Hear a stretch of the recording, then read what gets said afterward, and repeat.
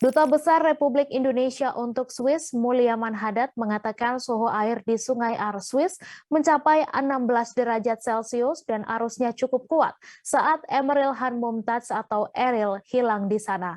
Hal ini diketahui saat tim SAR di Swiss melakukan pengukuran suhu air saat Eril hilang pada Kamis 26 Mei.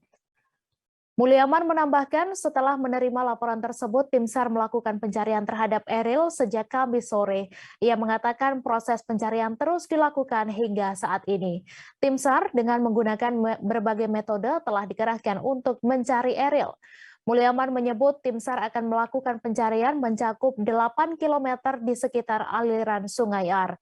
Adapun tim SAR yang mencari Eril terdiri dari unsur polisi, polisi medis, dan pemadam kebakaran.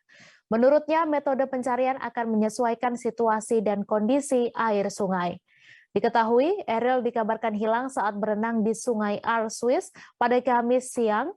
Informasi Eril hilang juga dibenarkan oleh adik Ridwan Kamil, LP Nazmu Zaman.